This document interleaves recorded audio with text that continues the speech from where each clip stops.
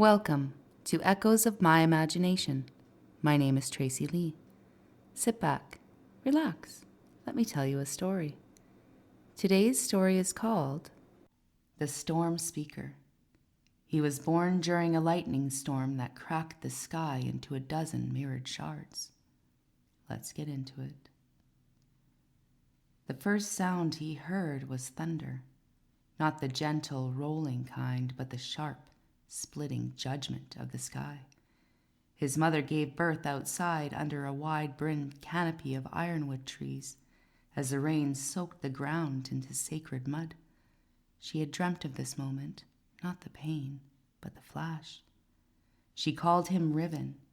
The midwife gasped when lightning struck the stone just 3 feet from his cradle. A spiral burn appeared in the rock. Riven did not cry. He blinked once and then reached toward the sky. From his earliest moments, Riven did not behave like the other children. He laughed during thunderstorms. He hummed when the winds howled. He pointed to clouds and said strange words no one taught him. His people were desert folk, wind shelter builders and clay binders. They did not speak of the sky. They spoke of sand and heat and surviving. But Riven was not born to survive. He was born to listen. By age 7, he began wandering during storms. He never got wet. He would return dry-eyed and humming with static in his hair. Animals followed him. Lightning bugs formed spirals around his feet. His father feared him.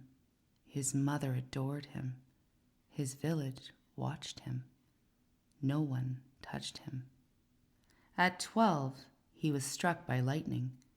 It happened in the eastern dunes. Witnesses said he had climbed a spire of redstone and stood with arms open. The bolt hit directly. He did not burn, did not collapse. He glowed. For 10 seconds he stood in a pillar of light. When he descended, his eyes had changed. One was now silver, the other deep blue. And when he spoke, the ground trembled. "The sky remembers me." He became a wanderer, not because he was exiled, but because he couldn't stay. Wherever he went, weather shifted, droughts ended, rivers found new beds, winds carried secrets to his ears. He began speaking at village fires. "You must plant the seeds deeper.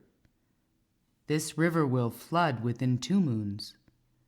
Build your doors on the southern wall." No one questioned him because he was never wrong. But Riven was not a prophet. He was a translator. He did not speak for gods. He spoke for currents. He would press his ear to stone and say, "The pressure is rising." He would taste the wind and say, "There is sorrow in the north." And sometimes he would disappear into the mountains for weeks. When he returned, he would speak in verses. "The sky does not punish. The sky reflects. You cannot lie to a storm." He never took a partner, but he loved. He fell in love with a thunder drum maker from the cliffside city of Tor Vesta. Her name was Kayla. She crafted instruments from silver wood and storm-stretched hide. They would sit together in silence, watching cloud fronts crawl over the horizon.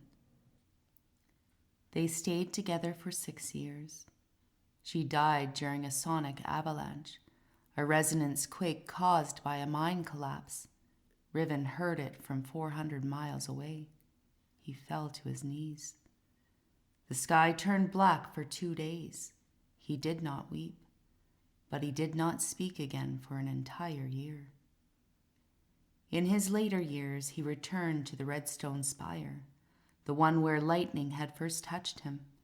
He sat at its base and sang, not words, tones, vibrations.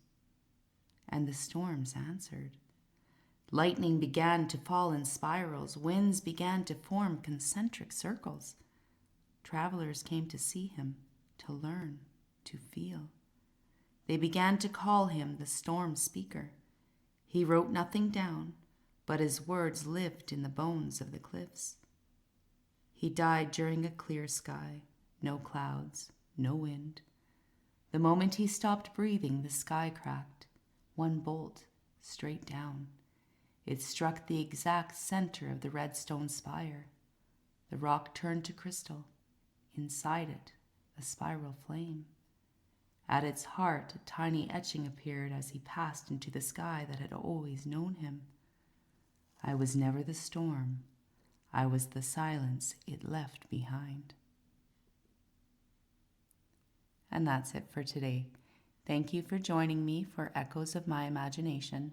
My name is Tracy Lee. Don't forget to subscribe, share, like, and follow. And I'll catch you next time.